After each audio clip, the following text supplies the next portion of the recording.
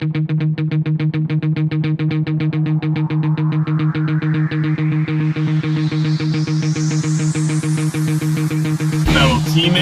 continue to move swiftly. We'll talk more soon. I'm going to put on the positive side, right?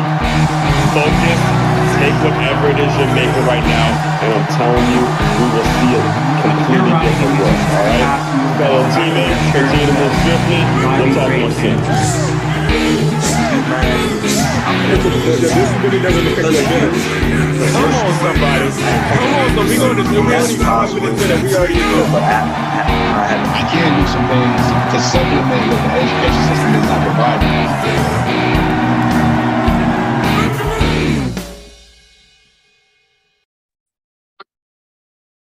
Teammates! First and foremost, if this is your first time listening to the Move Swiftly podcast, welcome to the show. Great to have you. Picked a very, very interesting time to come in on the first episode. To my regular listeners, you already know how I get down right to the point. And today we are on part three of the bio of Aswand Cruickshank, of the life story, so to speak, the where I came from, how I started, and how I got to where I am now, and things like that. And the interesting thing about this entire series is that it actually, if you go back to the beginning of it, it actually was something that I had planned on doing just a two-part series of, or maybe it was maybe one or two, possibly three episodes on this specific topic alone. And it has turned into an actual 4-part series. I've broken it down into 4 parts. And it was because my last episode almost lasted an entire hour, and I didn't expect to go so long. So I've broken this down into a 4-part series. All right. So here I am. So if you haven't listened to the last episode, I stopped it. I cut myself off because, again, when I'm talking about my story and I'm talking about all the trials and tribulations and the things that I have gone through and the things that I've lived through and how I was able to build this mindset, actually make this show the #1 show on innovative teamwork and put out so much content, do so many different things, have my hands in so many different things.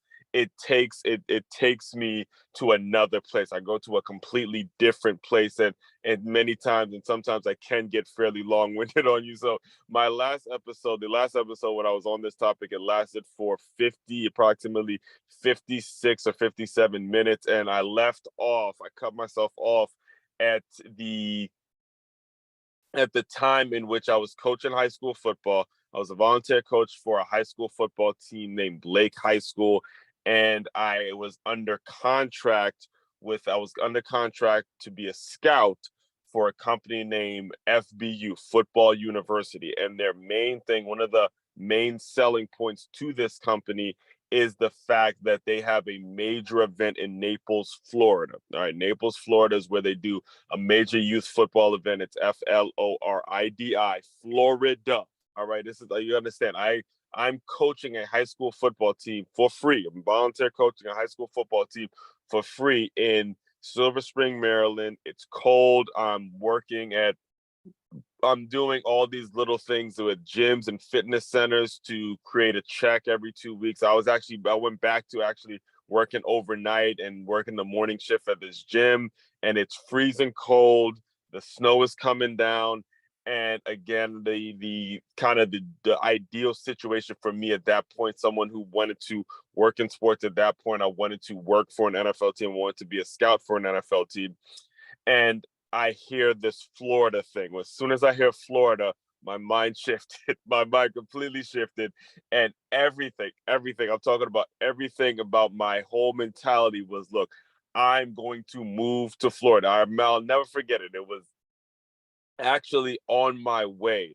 I was on my way to do an overnight shift at this new gym that I'd started working for, and the snow was coming down. I'm carpooling with my mother, and it was just such a messy situation because I had absolutely not a cent, no money, nothing for myself.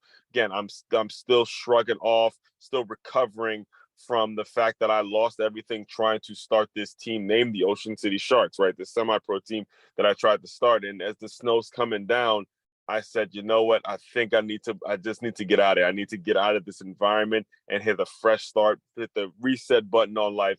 And I could not stop thinking about the Sunshine State. I could not stop thinking about just moving to Florida, getting to where I knew the football and the fitness and everything was from football to fitness was taken very seriously. And that's when my plans to move to Florida actually started. Now I knew that I needed to coach one more season at this particular high school. I need to be a coach for one more season because one of the players on that team, the reason I decided to volunteer for this particular high school team is because I met one of the players' older sister, and she was like the head of this Caribbean Students Association. And, I was trying to create a little pipeline and things like that. And I told myself that I was going to give it 2 years because her little brother's a junior. I was going to see him through his senior year and then move on to better and bigger and better, not bigger things, or move on to better things for myself. Not to say that those kids weren't a great influence on me, but I was going to move on to other things because of how much more I could affect the game. And to be honest with you, coaching, just being a coach, just being an X's and O's coach, got really, really boring to me because I became more of a fan of how the game affects the kids and affects people and how it molds men. So that was actually that was a really, really big takeaway that I took away from my 2 years as a high school football coach, right? So here we go. Again, I'm a scout for this company named Football University, and I'm going out and I'm basically wearing the FBU brand to go and meet parents and meet families and do all those things. But they're also, what else I was doing is I was a trainer.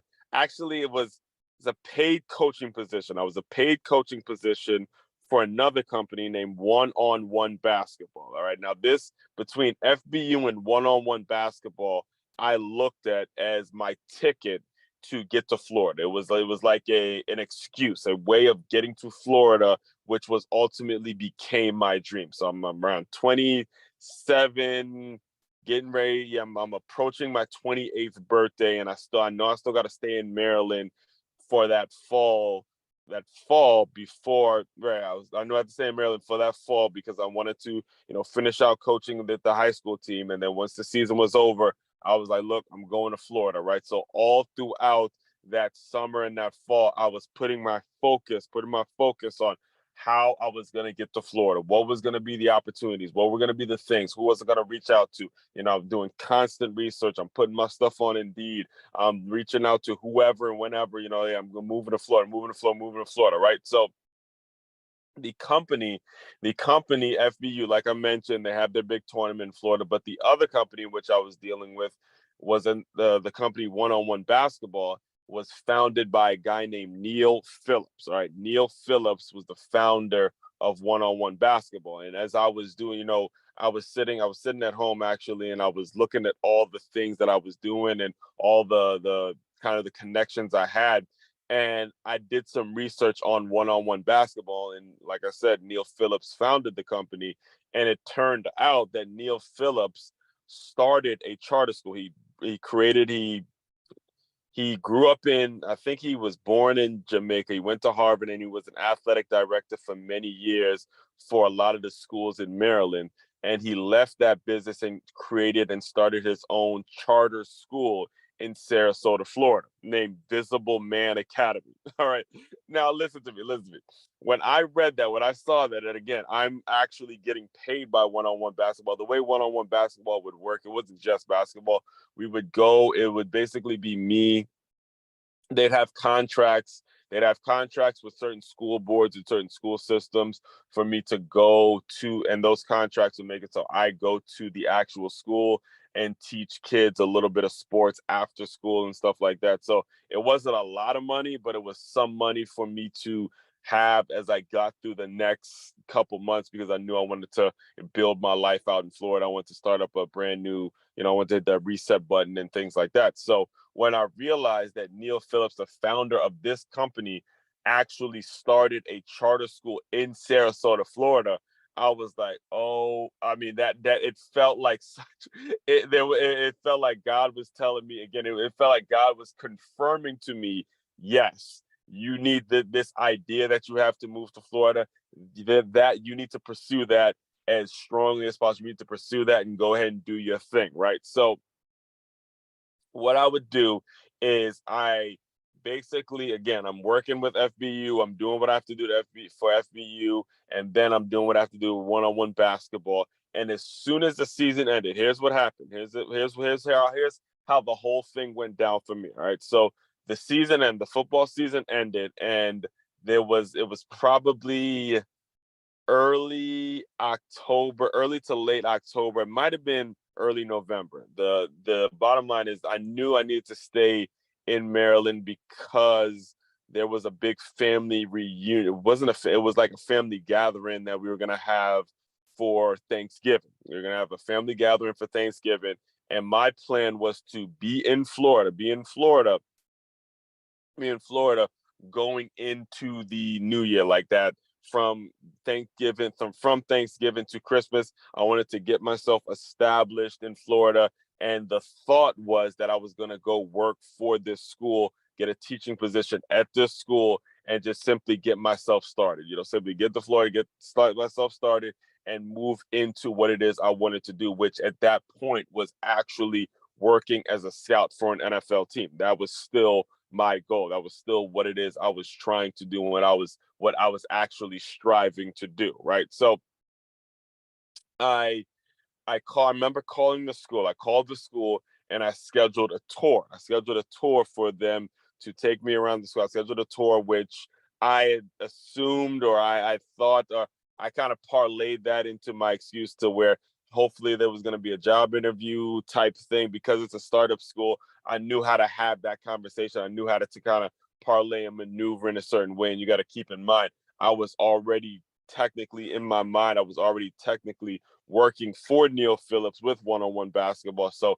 there was there was a connection or something that needed to be had, and it was just a way of me getting in the door. And also, not to mention, also I called VMA, I called Visible Man Academy before the football season actually started, and I was telling them, hey, I want to start up a sports program. That's kind of where my expertise is. That's where I really do a lot of my great work. And then the lady who answered the phone at the time, her name was Danielle Singleton. She was telling me about a partnership or something that they were trying to do with IMG Academy, since, Visible Man Academy and then IMG was right there, was very close in terms of proximity and all that kind of stuff, right? So there were all these sides about VMA being the spot where I needed to be, right? So after Thanksgiving, I scheduled, here's what happened. So after Thanksgiving, I scheduled a tour with VMA, Visible Man Academy. Now, before that tour, I stopped in South Carolina because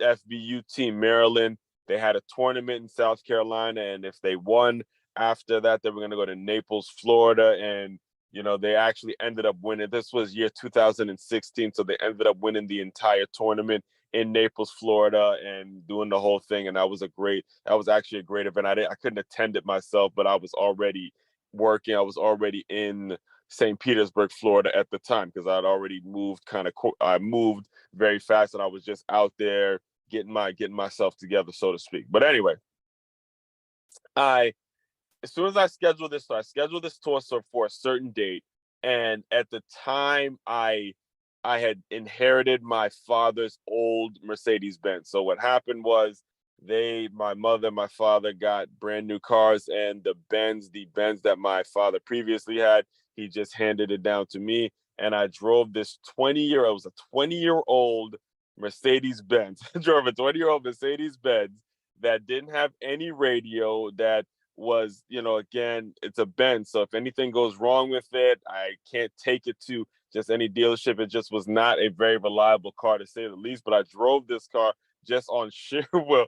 I drove this car from Maryland to South Carolina to watch this tournament. And from South Carolina, I drove straight into Florida, got a hotel, and went through the tour with Visible. Now, keep in mind, this is 16 plus hours in this car, and I'm praying the entire time. And in my mind, I'm like, look, this is what I wanted. This is it. All right, I'm 27. I'm still young enough to make this move, and this is where I want to really lay my head, and this is where I want to create opportunity, right? So I do that. And I go on this tour, and I go. I mean, this is a lot of stuff that I was doing. So I go on this tour at Visible Man Academy, and long story short, no job was offered. There was no actual job offer at all. Right? They take me on this tour. They basically, show me the school. Now, currently, the school that I teach at now, because it's a startup school, they do tours all the time, and they tell people about how great their school is and what it is all about and stuff like that. And any startup school has this type of a thing. So that's all they did. There was no job offer at all. So here I am making all these moves, putting all this, from Maryland and South Carolina all the way to Florida, and I have absolutely no job offer, and I'm 16 hours away from home. All right, no job offer at all. So, needless to say, now it's time to get my hustle on. Now it's time to grind. It felt like I was back. And now, keep in mind, I've lived through this. I've been through this. I know how this works. I lived through the Ocean City situation, and I know how this situation works. All right. So I was lucky enough. I had enough saved up. I had enough. Basically, it was kind of a loan from my mother and father to get a hotel. I got a hotel for like a week, and then I found an apartment. That wasn't going to be ready for the month. Now, this is around holiday time. So it was right Christmas. My aunt. So I landed in St. Petersburg, Florida. I was in St. Petersburg, Sarasota area. That's around Tampa, St. Petersburg, and Sarasota. They're all kind of in the same area, right? And the only family I have currently, even as of this recording, is an aunt that lives all the way in Miami, all the way downtown Miami. So my father and my niece and my nephew and my sister all actually came to Miami for Christmas. So I got a chance to see them during that, while I was grinding and stuff like that, from that Thanksgiving to Christmas part. I got a chance to see them, and then I basically had to go off on my own after Christmas, go up to St. Petersburg because I found a apartment in St. Petersburg, and I again between the Thanksgiving and Christmas part, I had to find a job. All right, I had to find a job really, really quick, and luckily, again, this is all because I knew in my mind who was going to hire me on the spot, what my money skills were, what my experience was, what I was going to be good at. And I found the apartment, and luckily I found a spot. I found a gym named Orange Theory Fitness that was maybe about 5 to 10 minutes from my apartment. And they were looking for sales associates. They're looking for people to do an actual sales position. And they understand in the fitness industry, during this time of year, whether you're coming into the New Year's resolution, you got to have as many people that are selling your fitness stuff as possible. So boom, I got a position. I got a position at Orange Theory Fitness. I got offered a position. That was my actual job offer. I actually got something that was going to pay me every 2 weeks. And it was at that point in my mind, okay, my life has officially started. My life in Florida has officially started. All right. So I'm just getting by because this position at Orange Theory it's not my ideal position. It's not necessarily something that I'm super, super excited to do. It's really just something that I can do so I can keep my rent getting paid. I can keep paying rent. I can get to, I was basically making just enough money to get to work and back. All right. Just enough money to get to work and back, because even though it was a sales position, the leadership and the people that were working it were not really, it was not enough pressure when it comes to actually going out and marketing and creating sales. All right. The two people that were basically the two people that were creating the most sales were the folks that were friends with the current members, and they'd always be working out little deals in which the numbers would go up. They basically would work the system. So the way it works is what you're supposed to do is you're supposed to go out and actually find new people to come into an Orange Theory fitness class and get new people to join, and that's how you're supposed to create your sales. However, the people that I was working with on the front of the house, what they called the sales associate side, the management side, they weren't doing that. They were basically selling new packs to current members, or if somebody wanted to come in and cancel, they would, instead of them trying to keep them from canceling the membership, they would just sell them a pack of membership. So now that goes in the books as a sale, even though the person came in to actually cancel their membership, all that kind of stuff. So it was just a lot of things that were not moving me in the direction in which I wanted to go.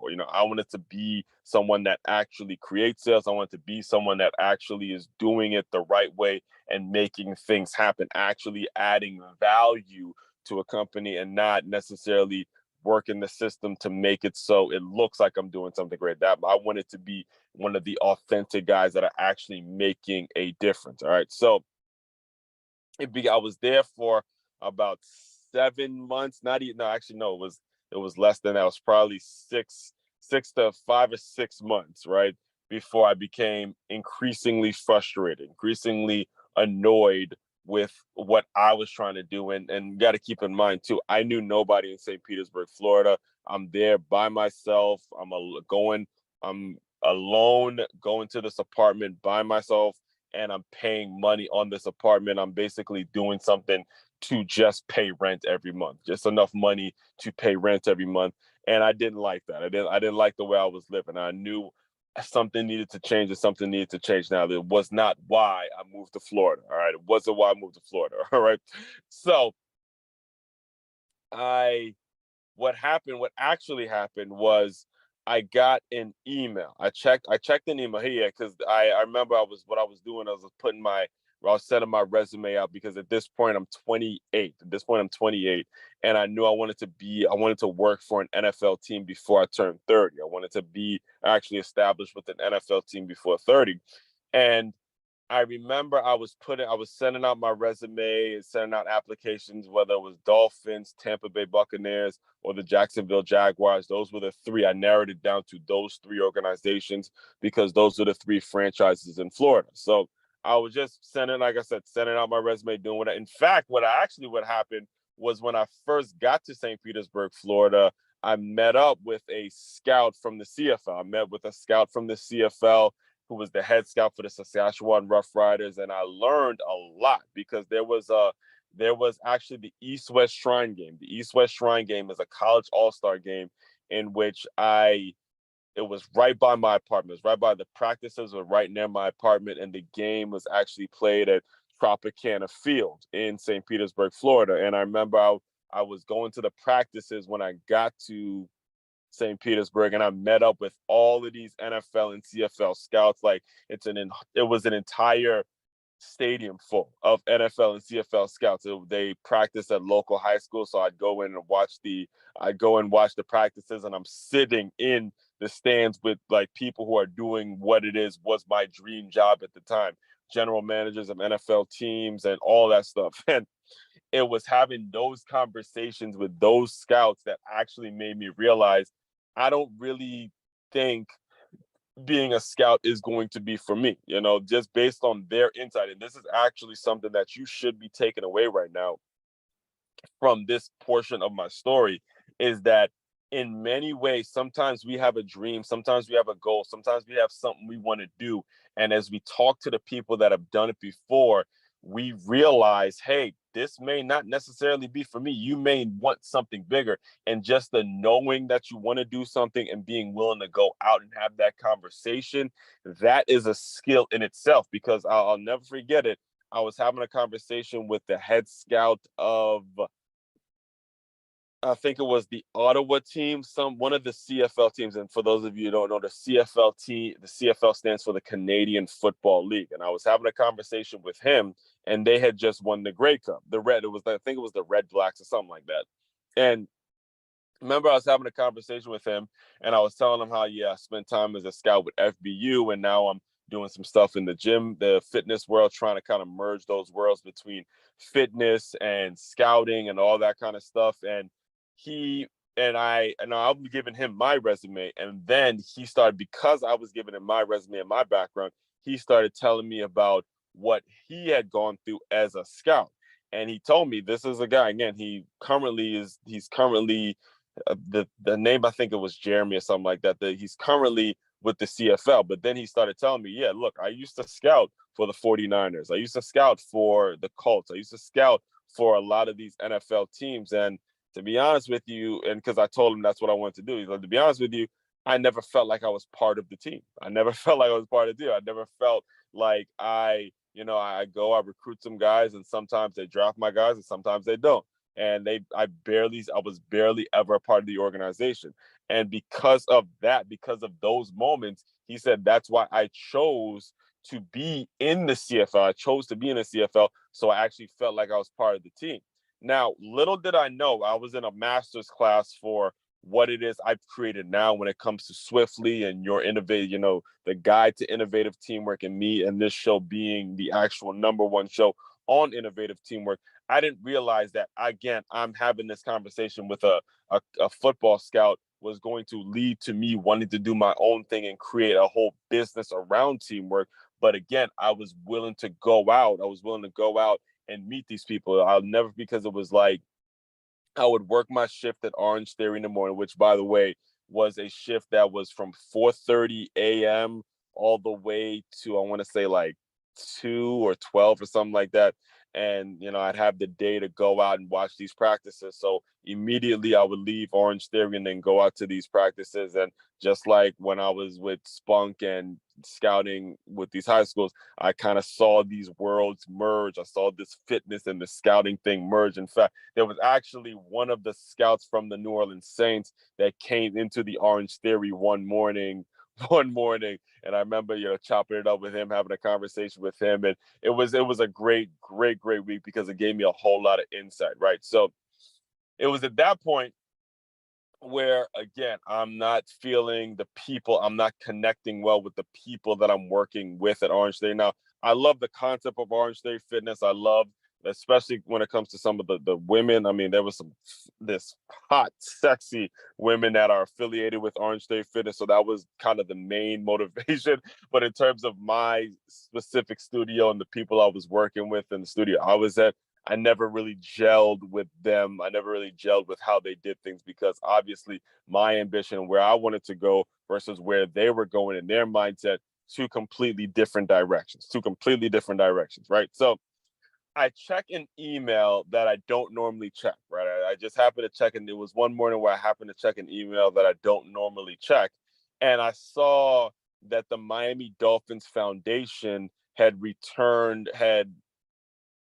they had responded to an application or a resume that I sent in. The Miami Dolphins, there's two parts. There's the Miami Dolphins football side, then there's the Miami Dolphins business. Actually, there's technically three parts, but there's the Miami Dolphins business side. And on the business side, there's a piece called the Miami Dolphins Foundation that kind of merges the business and the football world. All right. So I got a response from the Miami Dolphins Foundation to be one of their 50-50 raffle ticket sellers, to be an actual seller, it's an actual part-time position to be a seller for the Miami Dolphins Foundation. Now, keep in mind, again, 28 years old at this point, and I said before 30, I need to be with an NFL team. So it didn't matter how much I was making, didn't matter how much they were offering, didn't matter any of that shit.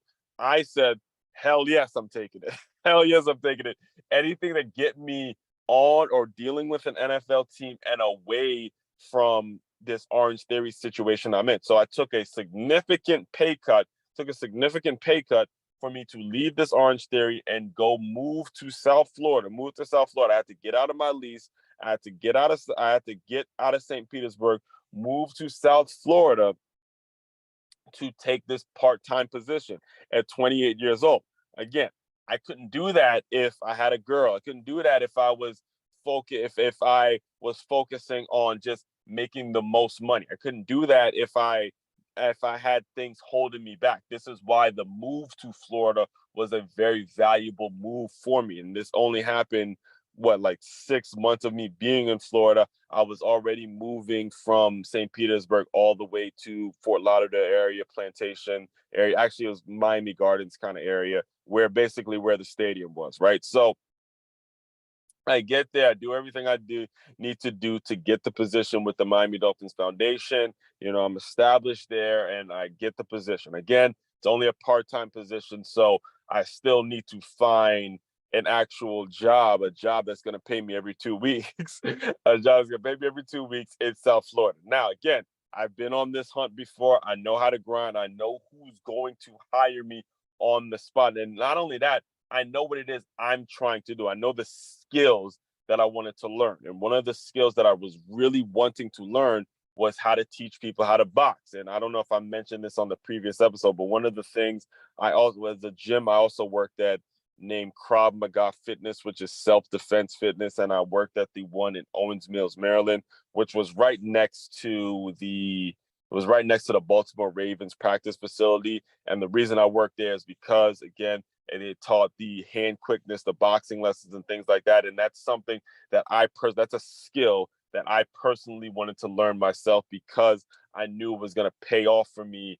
over time, especially if I'm in the space of dealing with athletes and teaching athletes how to get better. So I found a gym named 9 Round Kickboxing and Fitness in Plantation.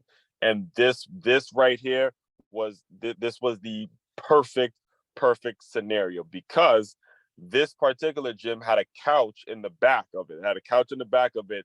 And the owner of this gym was willing to let me just crash in the couch, because he was that desperate to find trainers, or just that desperate to find people that because he was, again, running this place by himself. He happened to be in a situation where he had bought other gyms, but because he couldn't get those gyms filled, he had to give up his franchising rights to somebody else, and they built it out, and they actually did a better job than him.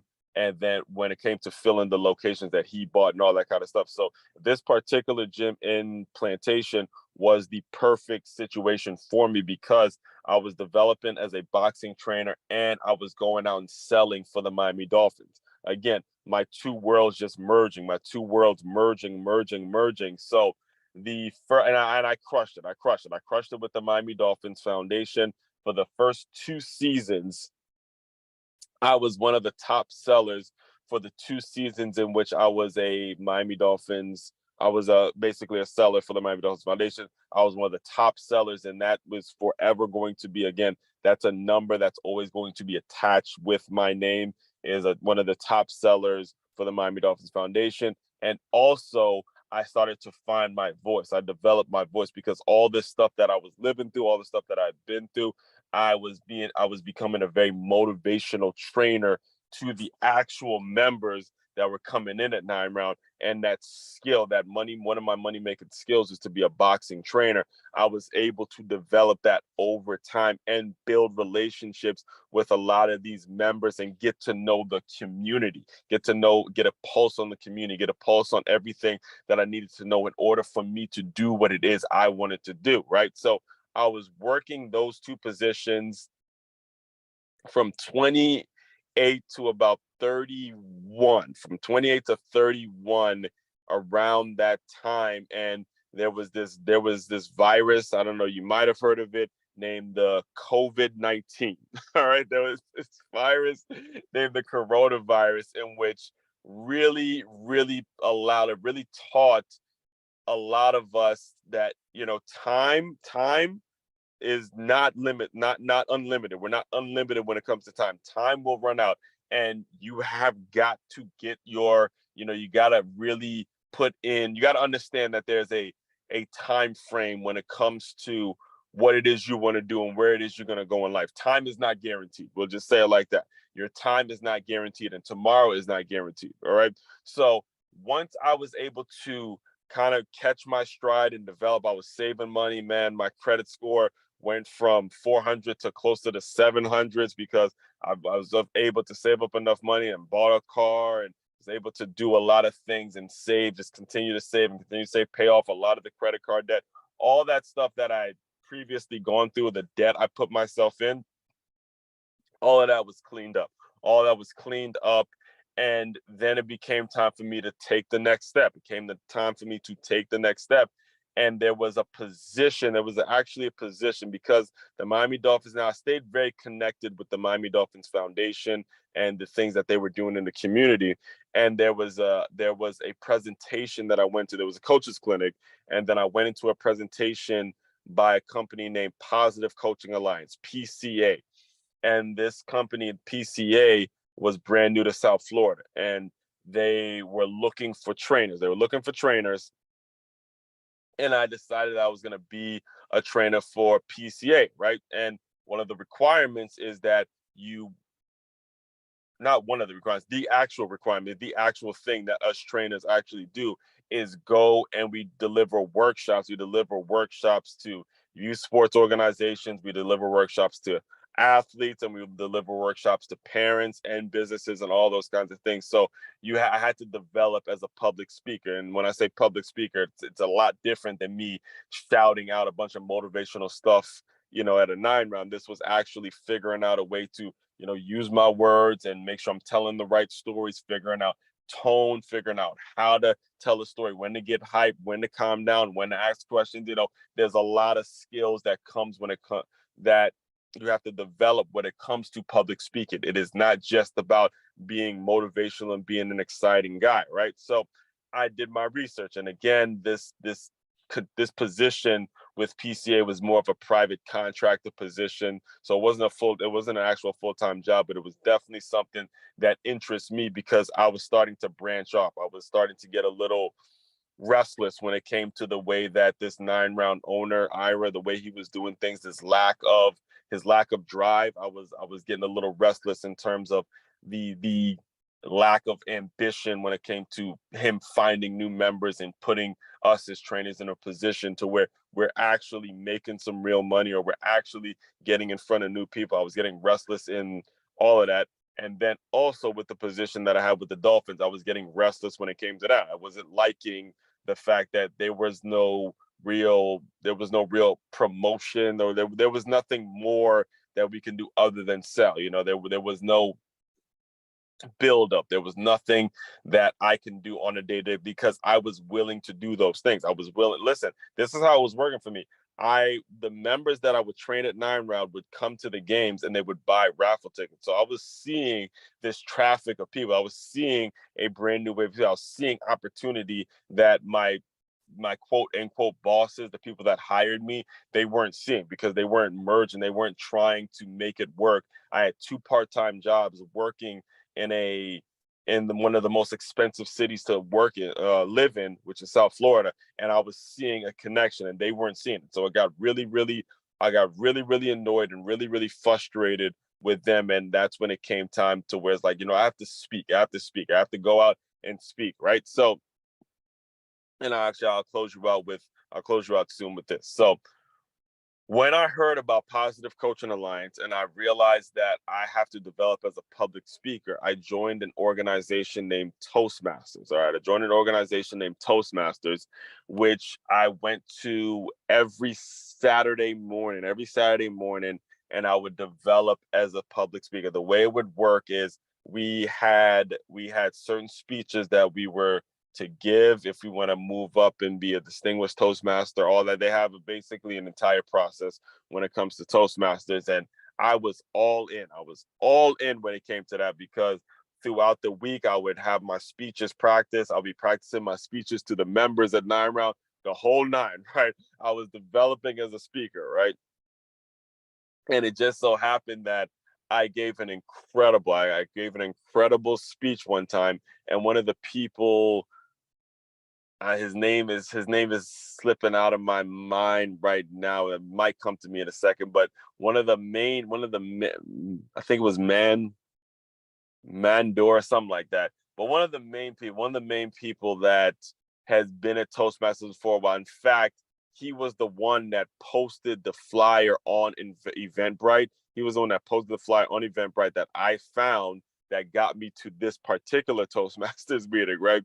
So McAdoo. I think it's Mac. Yeah, Mac. So he heard my speech. He heard my speech, and immediately, I'm talking about immediately after my speech, he looks at me. He goes, "Look, you got to get your own content. You got to get your own physical IP, your own intellectual property that you can go out and sell." And his face, like you looked at his face, and he was like, "I'm serious about this. It's time for you to do that. It's time for you to do that." Now, when you get that kind of praise, McAdoo, yeah, that's it, McAdoo. When you get that kind of praise from people who have been there before and they are knowing, they know how to evaluate speeches, and just so you guys who don't know, who's never been to a Toastmasters meeting, the way a Toastmasters meeting works is you do a speech, then you get evaluated on the speech, you get told what you could have done better, you get told what you did really well, and they just evaluate you the whole nine. All right, the whole nine. Or there's the table topics where you're not prepared at all. They just give you something and you have to speak on it, all that kind of stuff. So they cover you. They do a great job when it comes to developing as a public speaker. And once I got that type of feedback, I couldn't sleep. I swear, I'm telling you, I could not sleep. It was a whole night where I could not sleep because the word swiftly continued to hit me, particularly because it started with S. And I realized that my skill, I conquered that skill. I've conquered the skill as a boxing trainer, but now I've conquered the skill to go out and publicly give speeches. All right. And every time I think of skill, I think of the skilled players. I go back to the football world and where I played, how those skilled players would be great athletes at every sport. If you're a receiver, you're going to be great. Most likely you were a great basketball player at one point, or you're a great track star. You're just great athletes at every sport. So I thought about skill, and then the word, again, I can't explain this. The word just absolutely hit me. It just hit me swiftly. All right. Because WI, well informed, again, I can't make this stuff up. It just kind of hit me. What happened was the word was I had Swift, WI, well informed, and it made me think about my position: linebackers, quarterbacks, right? Tight ends, the ones that are responsible for putting skilled people in the right position. And then FT again hit me. It just fit. I didn't make up the word swiftly. It just fit. All right. And then you had your front team workers, right? The ones that, again, I've spent time cleaning treadmills. I've spent time cleaning bathrooms and doing the work that no one actually wants to do, just like a lineman, a big boy in football, a big offensive and defensive lineman, where you're only actually paying attention to them when they do something wrong or when something goes wrong, when the quarterback gets sacked, all that. Again, I just had Swift, SWIFT. I just had Swift. And I had something when it came to the categories, because actually at the time I was listening to a speaker named Kendall Flicklin at the time, and he has this keynote out there. He has this framework out there in which he puts people into certain categories. So I was already kind of thinking in terms of putting folks in the categories, or doing some sort of a workshop where you're putting folks in the categories. I was thinking in those terms, but again, all I had was Swift. All right. So this is Saturday. This is the Saturday. I'm talking about the Saturday in which I gave my speech at Toastmasters. College football's on. I'm watching some college football, and something's hitting me because the word's in my head, and I know, skilled, well-informed front team. I have the word in my head, but then I realized as I'm watching college football, wait a minute, if you're Trevor Lawrence, big-time quarterback, former number 1 draft pick, with highly sought after quarterback that came out of Clemson, he is just as fast as some of his receivers. All right. So he's a well-informed quarterback who has just as much speed as a skilled guy. And that's when the LY hits you. If you go look up adding LY to a word, it means it turned into an adverb and adding more to a word. And I said, that is the speech. That is my framework. Swiftly, skilled, well-informed front team. Get people to understand what the categories mean, which categories they want to be in, and then build up a business, build up a mantra about plus LY, lifting yourself, and how they can get better, whether you're talking sports or whether you're talking work or whether you're talking your professional relations, however you want to do it, however you want to get your promotion swiftly is how you do it. Teaching this framework is how you actually do it. And boom, everything took off. Everything that, from, again, I just turned 30. Actually, I just turned 30. I'm 34 now. So this was 4 years ago where it actually hit me. And I actually, was thinking about what Mac told me about putting it, getting some intellectual property, getting something that's actually tangible to sell to all the people that I was serving every day. So that's just what I did. The first book that I put out, the first book, and I realized that, I thought it was going to be a whole big deal when it comes to getting the publishing and all that kind of stuff. But anyway, I'll cut it off from there. So this is basically part 3. This is basically part 3. And in part 4, I'll take you from when our first book, how I put the book swiftly out to now where the whole Move Swiftly podcast is the #1 show on innovative teamwork, and how I was able to make that jump from 30 to 34 now. And I'll dive deeper into into kind of the final segment of this 4-part series. But just so you have an understanding of what we talked about today in terms of part 3 is, first of all, it started with me knowing what I wanted to do in my own head, knowing where I wanted to be, taking the risk, whatever resources were available to me when I was in Maryland, taking my ass, driving to Florida, and just simply hitting the start button. And many of you who are out there, you have dreams, you have goals, you have things you want to do, you have places in which you want to go, yet you're saying that you have to do it when the time is right. You have to be perfect. Everything has to just set up the right way. Don't think like that. Think in terms of, this is how it's going to happen. Condition your mind to go out and get whatever it is you want to get done, and just take actions towards that, and allow certain opportunities to come into you and figure things out as you go. That I always use the analogy of, sometimes you just gotta, again, jump out the plane and build the wings on the way down. Jump out the plane and figure out a way to build the wings on the way down. Remember, again, I moved to Florida, there was no job offer. It was just ideas. It was just things, connections that I thought were going to actually turn into job offers that didn't actually do it. I still had to go out. And sell for the Miami Dolphins Foundation. I have to go out and learn how to be a boxing trainer. I have to go out and sell for Orange Theory. I have to go out and prove myself over and over again. It's the same thing I do even to this day. All right. So take that, really, really understand that. All right. Fellow teammates, continue to move swiftly. We will talk more soon.